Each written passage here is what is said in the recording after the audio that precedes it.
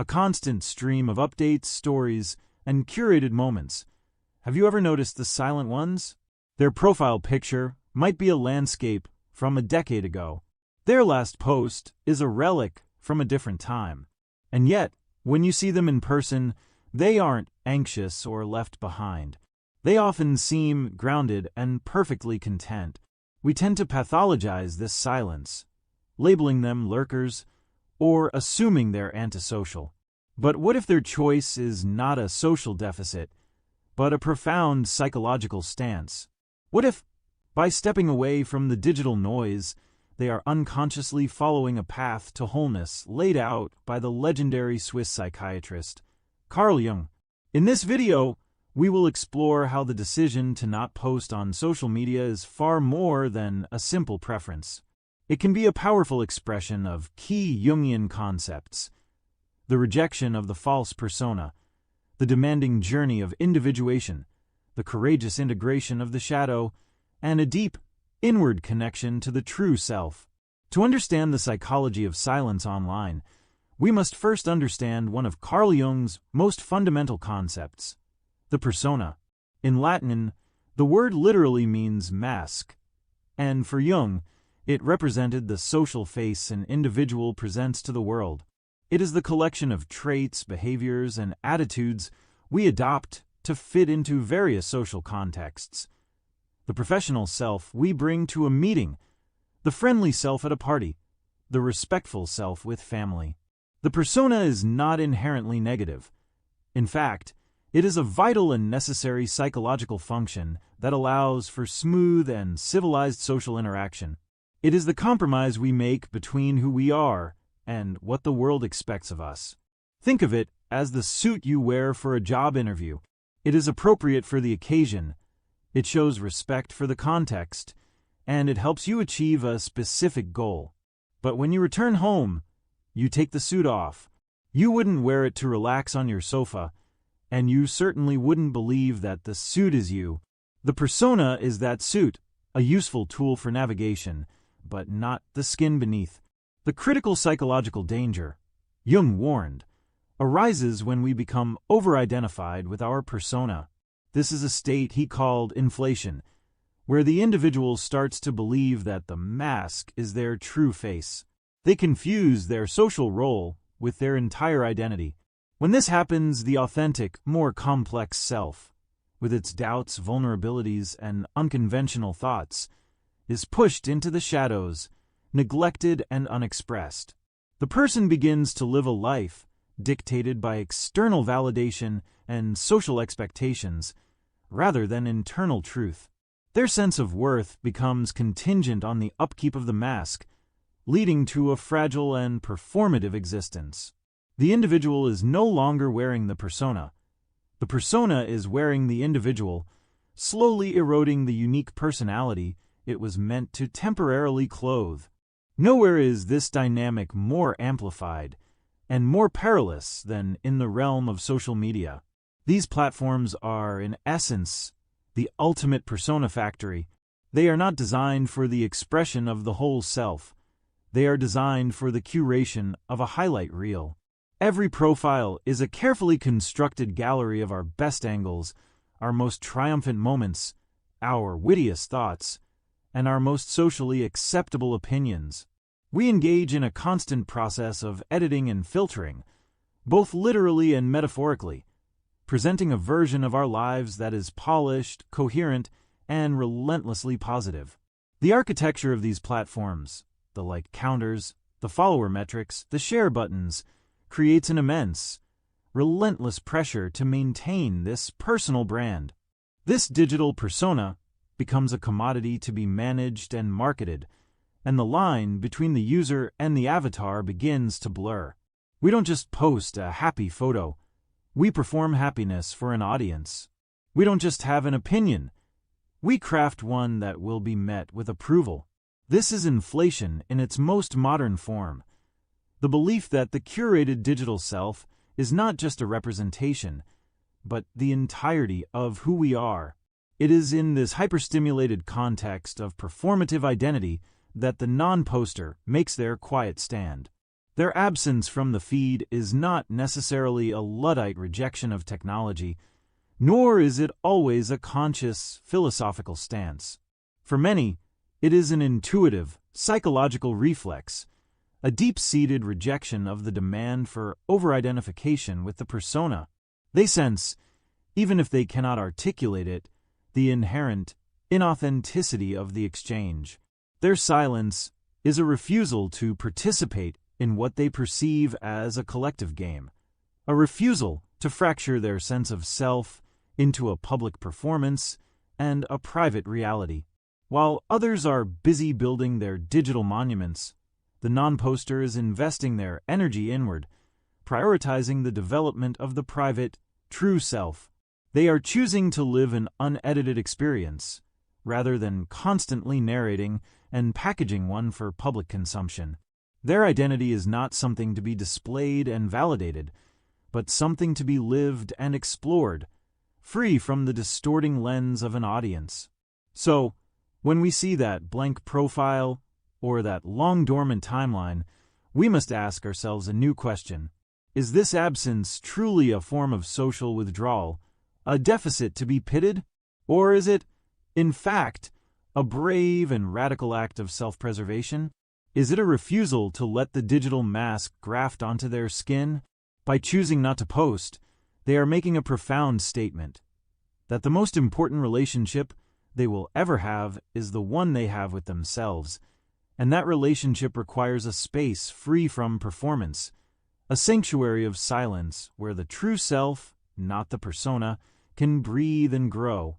To further unravel the choice of the non-poster, we must turn to another cornerstone of Jung's work, his theory of psychological attitudes, primarily the fundamental distinction between extroversion and introversion. It is crucial to clarify that for Jung, these were not mere labels for sociability, but represented the fundamental direction of a person's psychic energy. The extrovert's energy flows outward, toward the external world of people, objects, and activities. They are energized by social interaction, external recognition, and being engaged with the environment around them. The introvert, by contrast, directs their energy inward. They are drawn to the inner world of thoughts, reflections, and their own psychological landscape. Social situations, while often enjoyed, can be draining, and solitude is not a state of loneliness, but a necessary sanctuary for recharging and processing. One attitude is not superior to the other. They are complementary modes of being. However, modern Western culture, with its emphasis on charisma, networking, and visible achievement, has overwhelmingly privileged and rewarded the extrovert attitude.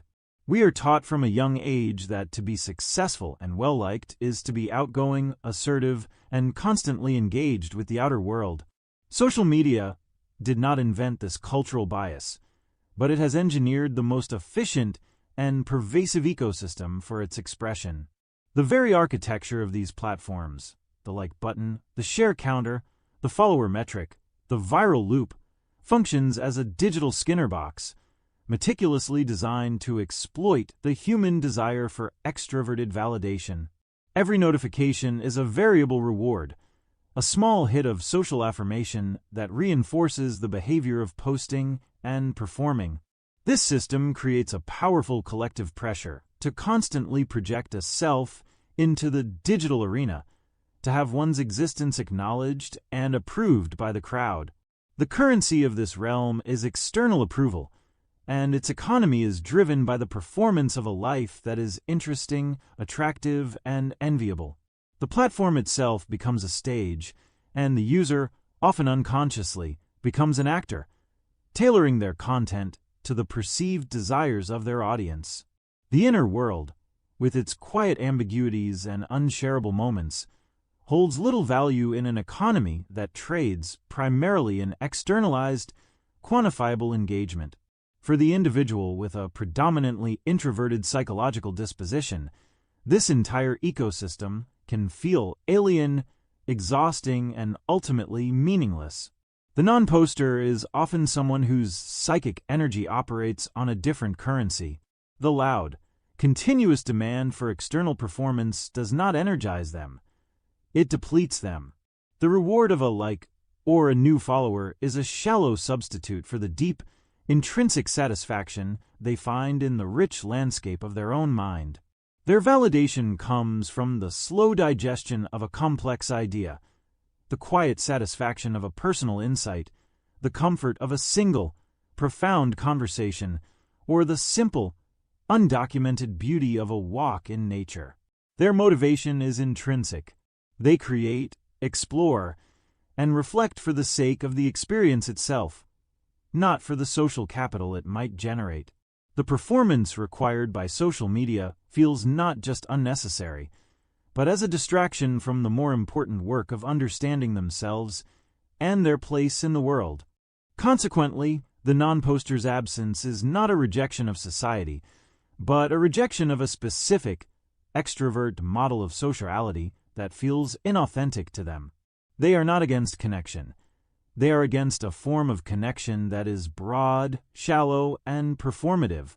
They often cultivate depth in the few rather than breadth in the many, finding sustenance in the quiet intimacy of real-world relationships that exist beyond the curated feed. By stepping away from the arena of social validation, they are protecting their psychic energy, choosing to invest it in the inner world where their true vitality resides. In a culture that screams for attention, their silence is a powerful assertion that a life of quiet contemplation is not a life half-lived, but one lived deeply on its own terms, powered by an internal engine that has no need for the constant refueling of external applause. Perhaps the most profound, and certainly the most challenging, dimension of Jungian psychology relevant to this discussion is the concept of the shadow. The shadow is not a metaphor for evil. It is a fundamental part of the unconscious mind, a repository for everything we have repressed, denied, or disowned throughout our lives. It contains the aspects of ourselves that we deem unacceptable, our raw angers, our petty jealousies, our selfish desires, our vulnerabilities and fears. But crucially, the shadow is not purely negative. It also holds locked-away positive potentials, a dormant creativity we were shamed for, a rightful assertiveness we learned to suppress, or an unconventional way of thinking that didn't fit the mold. Jung argued that the shadow is, in essence, the person we choose not to be. The problem is, we don't get rid of these qualities by banishing them to the unconscious. We only make them unconscious, where they exert a powerful, autonomous influence over our lives, often manifesting as irrational reactions, intense dislikes, or projections onto others.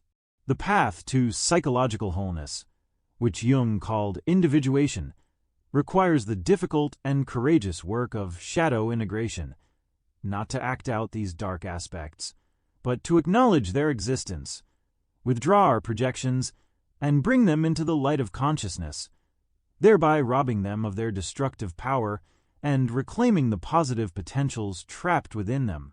The architecture and culture of social media create an environment that is fundamentally antagonistic to this essential inner work. In fact, these platforms actively encourage the opposite, shadow projection. It is far easier to identify a troll, a hater, or a member of a despised political or social group as the sole embodiment of negativity than it is to acknowledge that the capacity for such thoughts and behaviors resides within ourselves. We split the world into heroes and villains, the enlightened and the deplorable, projecting our own repressed anger, dogmatism, or cruelty onto these digital others. This collective projection creates the toxic polarization that defines so much of online discourse. Furthermore, the constant, curated public performance required by social media makes the safe and honest confrontation with one's own shadow nearly impossible. How can you admit your deep-seated insecurities, your moments of shame, or your uncharitable thoughts when you are simultaneously trying to maintain a persona of confidence, success, and virtue? The platform becomes a stage for the idealized self, forcing the shadow deeper into the darkness and intensifying its power, all while offering a convenient array of external villains onto whom we can offload our own unresolved inner conflict. For the individual who does not post, the choice of silence is, whether consciously or not, a choice to create the necessary psychological conditions for shadow work. By stepping away from the perpetual performance, they remove the pressure to maintain a spotless facade.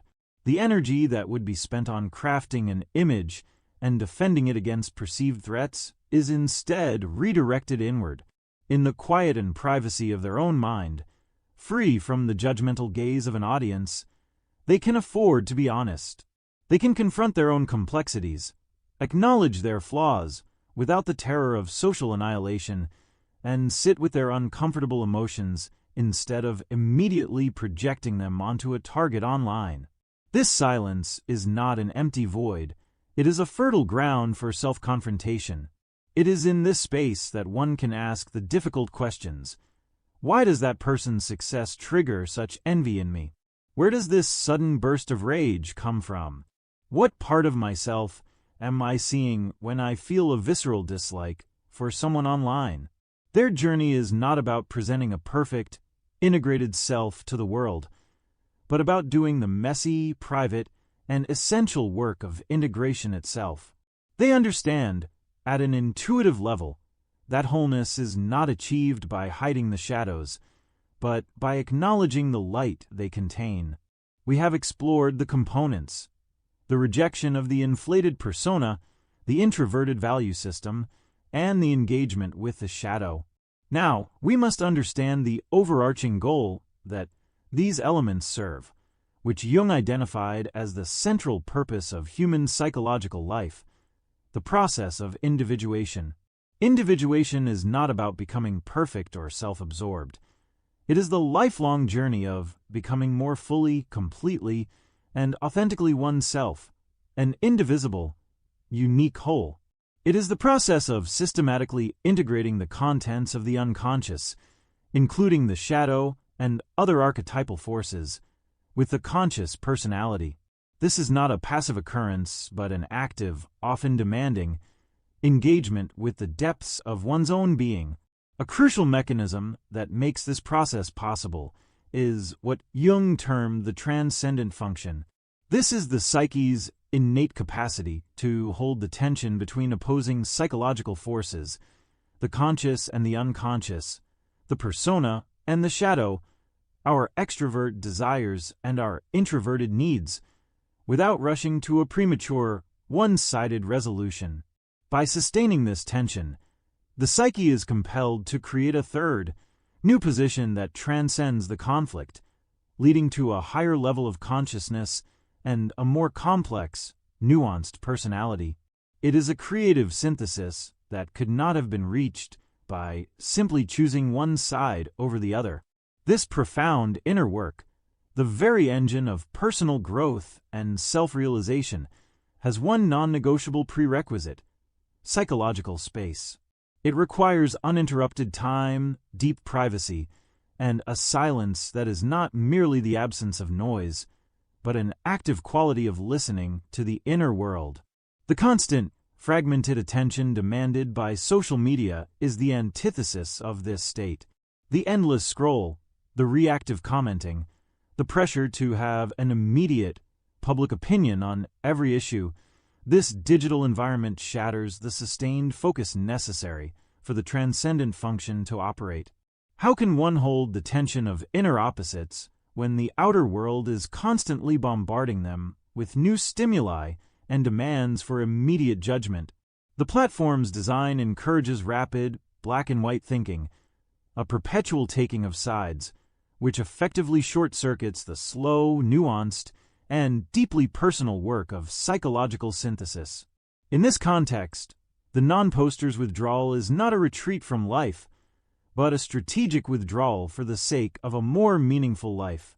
By stepping out of the digital noise, they are actively and consciously creating what the ancients called a temenos, a sacred, protected space, a sanctuary for the soul. Within this self-curated silence, the psyche is granted the freedom to do its work. The conflicts that arise are not immediately broadcast or diluted into a search for external validation. They are held internally, contemplated, and allowed to simmer until a new understanding can emerge. What appears from the outside as doing nothing online is, in reality, the most essential activity of all, the activity of self-discovery and integration.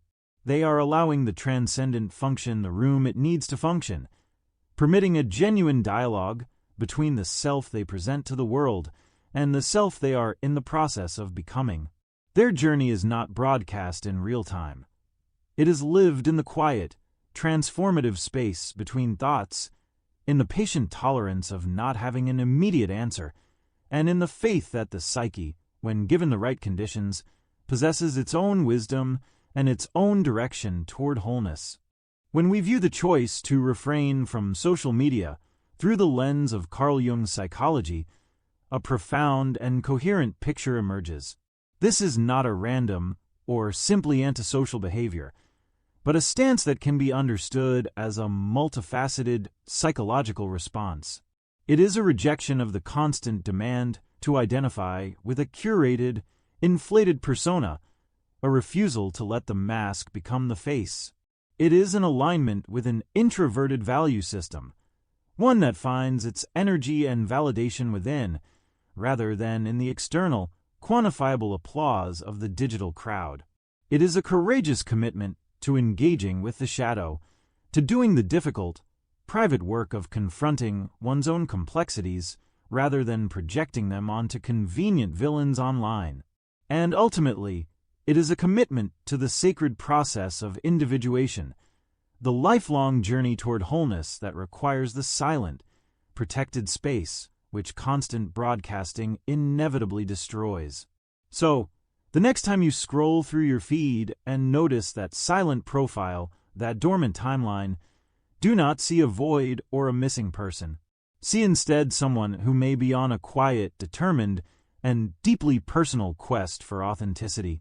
Their silence is not empty. It is full of meaning. It is a silence that listens inward, a stillness that fosters growth, and a space that protects the fragile, sacred process of becoming. This exploration is not an indictment of social media as a whole. The platforms themselves are tools, and their value is determined by the consciousness with which we use them. The key, as Jung would tirelessly remind us, is balance and self-awareness. The critical question for any of us, whether we post daily or never at all, is this: are you using your persona, or is it using you? Is your online life a genuine expression that enriches your inner world, or is it a performance that depletes it? Are you navigating these digital spaces with intention, or are you being swept along by the currents of algorithmic validation and collective pressure? In the end, the fundamental goal remains the same for everyone, regardless of their online behavior: to become more fully, authentically, and completely who we are. This is the universal journey of individuation. The paths we take, however, are wonderfully diverse. Some find their way through connection and expression in the bustling digital square. Others find it on a quieter road in the sanctuary of their own inner landscape. Both are valid. Both are necessary. The world needs both the voice and the silence. The profound truth we must acknowledge is that for some, the path to wholeness is